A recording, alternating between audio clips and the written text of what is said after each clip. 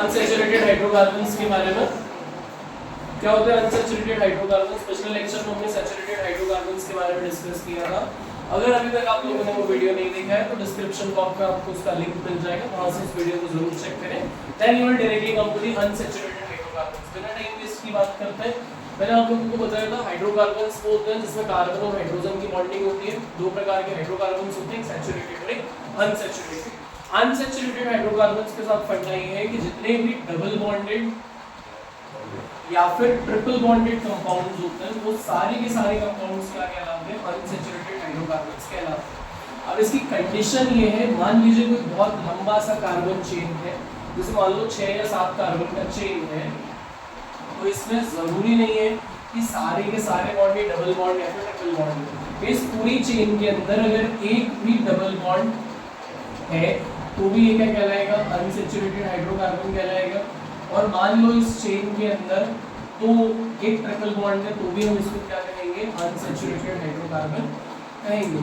तो unsaturated hydrocarbon होने के लिए किसी भी चेन के अंदर एटलीस्ट वन डबल बॉन्ड या फिर वन ट्रिपल बॉन्ड होना चाहिए। एट मोस्ट वन से ज्यादा भी हो सकते हैं, उसमें कोई प्रॉब्लम नहीं होगी, but at least one double bond या फिर वन ट्रिपल बॉन्ड जो है वो कंपलसरी है ना। सभी लोगों को समझ में आया। तो अनसैचुरेटेड हाइड्रोकार्बन्स जनरली क्या होते हैं, ऐसे कंपाउंड्स जिनके अंदर एटलीस्ट एक डबल बॉन्ड या फिर एक ट्रिपल बॉन्ड हो, उन्हें हम क्या कहते हैं, अनसैचुरेटेड हाइड्रोकार्बन्स कहते हैं। दो प्रकार के अनसैचुरेटेड हाइड्रोकार्बन्स हो जाते हैं इसी बेसिस के ऊपर। पहला वाला जो होता है वो कहलाते हैं एल्कीन्स। क्या कहलाते हैं, एल्कीन। और दूसरे वाले को हम कहते हैं एल्काइंस। क्या कहते हैं, एल्काइंस। क्या डिफरेंस होते हैं एल्कीन्स में और एल्काइंस में? तो भाई साहब एल्कीन्स होते हैं आपके डबल बॉन्डेड कंपाउंड्स। कौन से कंपाउंड्स को कहते हैं, जितने भी कंपाउंड्स के अंदर डबल बॉन्ड होता है वो सारे कंपाउंड्स एल्कीन्स कहलाते हैं। और जिन कंपाउंड्स के अंदर ट्रिपल बॉन्ड होता है, कौन सा बॉन्ड होता है, ट्रिपल बॉन्ड होता है, उन सभी कंपाउंड्स को हम एल्काइंस कहते हैं। क्या कहते हैं, एल्काइंस कहते हैं। Double bonded compounds and triple bonded compounds. अब जैसे हमने पिछले लेक्चर में एल्कीन के स्ट्रक्चर के लिए बात किया था कि उसका एक स्ट्रक्चरल फार्मूला होता है, उसी तरह से आपके एल्कीन्स का भी एक स्ट्रक्चरल फार्मूला होता है और आपके एल्काइंस का भी क्या होता है, एक स्ट्रक्चरल फार्मूला होता है। किसी को अल्केन का स्ट्रक्चरल फार्मूला याद है? 2n। अल्केन का स्ट्रक्चरल फार्मूला याद है किसी को? पिछले लेक्चर में बात किया था, 2n + Cn H2n + ये होता है, यही होता है कि नहीं होता है? तो आपके अल्कीन्स का स्ट्रक्चरल फार्मूला में भी C कॉमन, NH2n। ये किसका फार्मूला होता है, स्ट्रक्चरल फार्मूला एल्कीन का, CnH2n। इतना समझ में आया भाई सभी लोगों को? इसमें किसी को किसी भी प्रकार की कोई दिक्कत है क्या? चलो एक आदि हम अल्कीन बना के देख लेते हैं कि बनता कैसे, वेरीफाई कर लेते हैं कि सर ऐसा ही होता है या फिर नहीं होता है। सबसे पहले शुरू करते हैं, कार्बन में n की वैल्यू में 2 के बराबर रख रहा हूँ। किसके बराबर रख रहा हूँ, 2 के बराबर रख रहा हूँ। तो स्ट्रक्चर में हम लोग मान लेते हैं कि मेरा जो n है उसकी वैल्यू किसके बराबर है, 2 के बराबर हो जाएगी। तो जब n की वैल्यू 2 के बराबर है, इसको कॉपी करो जरा एक मिनट जल्दी फटाफट। n की वैल्यू जब 2 के बराबर होगी तो हम एक बार फार्मूला सेटिस्फाई कर लेते हैं। कार्बन इसके साथ n की जगह मैंने रख दिया है यहाँ पर 2। हाइड्रोजन मेरा जो है वो आ जाएगा एज इट इज 2 * क्या होगा यहाँ पे 2 प्रोपोजा क्या होता है बेटा, तो इथीन के लिए मेरा स्ट्रक्चर आ रहा है C2H। हमारे फार्मूला के हिसाब से इथीन के लिए जो स्ट्रक्चर आ रहा है वो स्ट्रक्चर क्या आ रहा है, C2H4। आओ एक बार देख लेते हैं। ये मेरे दो कार्बन है, इन दोनों के बीच में डबल बॉन्ड हो जाएगा। दो वैलेंसीज दोनों कार्बन की सेटिस्फाइड हो रही है। यहाँ हो जाएगी तीसरी वैलेंसी और यहाँ हो जाएगी चौथी वैलेंसी। इसका भी तीसरा हो गया, ये चौथा हो गया। क्या दो कार्बन के साथ 4 हाइड्रोजन है, कई कार्बन सेटिस्फाइड है, 1 bond 2 bond 3 bond and 4 bond. इसकी वैलेंसी कंप्लीट है, एस की कंप्लीट है, 1 bond 2 bond 3 bond and 4 bond. तो सीधी सी बात है C2H4।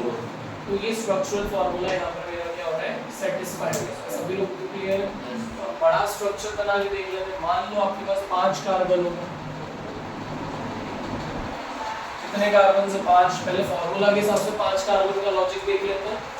जब मेरे पास 5 कार्बन होंगे तो हाइड्रोजन कितना होना चाहिए? 2 into 5 कितना हो जाएगा बेटा? 10 हो जाएगा। तो ये हो जाएगा आपका C5H10।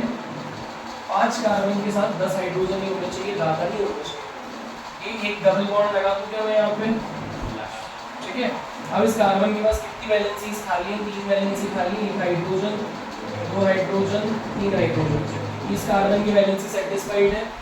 इस कार्बन के लिए 2 बॉन्ड है, 1 बॉन्ड है, 3 बॉन्ड है टोटल, 1 बॉन्ड खाली है, 1 हाइड्रोजन लगा दिया। ये दूसरा है, ठीक है। It is a different one. ठीक है। अब इस कार्बन के लिए 2 बॉन्ड है, 1 बॉन्ड है, 3 बॉन्ड, एक ही वैलेंसी खाली है, 1 हाइड्रोजन इसका यहाँ आ जाएगा। इस कार्बन के लिए देखें तो 1 और 2 हाइड्रोजन आ जाएंगे, एक यहाँ आ जाएगा, एक यहाँ आ जाएगा।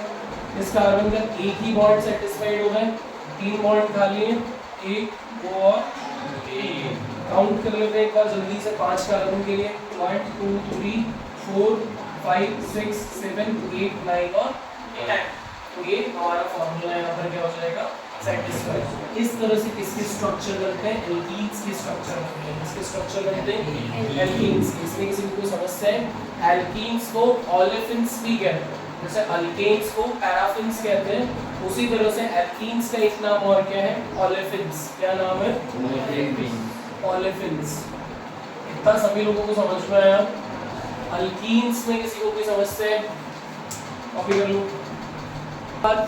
नेक्स्ट हम लोग बात करते हैं एल्काइन्स के स्ट्रक्चर के बारे में। तो जितने भी ट्रिपल बॉन्डेड कंपाउंड्स होते हैं वो सभी क्या कहलाते हैं? एल्काइन्स कहलाते हैं। इसका जो जनरल स्ट्रक्चरल फार्मूला होता है वो होता है CnH2n-2। अभी तक हम सभी में प्लस कर रहे होते हैं, इसमें हमको क्या करना पड़ता है? 2 को माइनस करना होता है। ठीक है।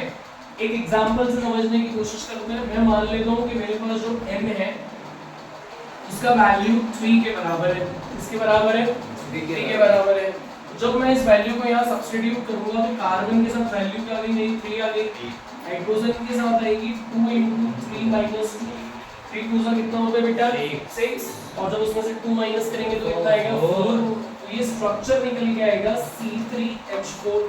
अब ये 3 कार्बन वाला है तो इसे हम क्या कहेंगे? प्रोटीन कहेंगे, प्रोपाइन कहेंगे, प्रोपाइन कहेंगे। प्रोटीन का मतलब 2 बॉन्ड, प्रोपाइन का मतलब 3 बॉन्ड। चलो इसको वेरीफाई करके देख लेते हैं एक बार। पहला कार्बन, दूसरा कार्बन, तीसरा कार्बन, ट्रिपल बॉन्ड होना चाहिए। ये लो भाई, ट्रिपल बॉन्ड लगा दिया। ठीक है। अब इस कार्बन के पास कितनी स्पेस खाली है? 1 बॉन्ड का खाली है, तो मैं 1 बॉन्ड इस वाले कार्बन को प्रोवाइड कर देता हूँ। और इधर देखें तो इसके पास कुछ खाली है, 3 और 1 4, ये कंप्लीट हो गया।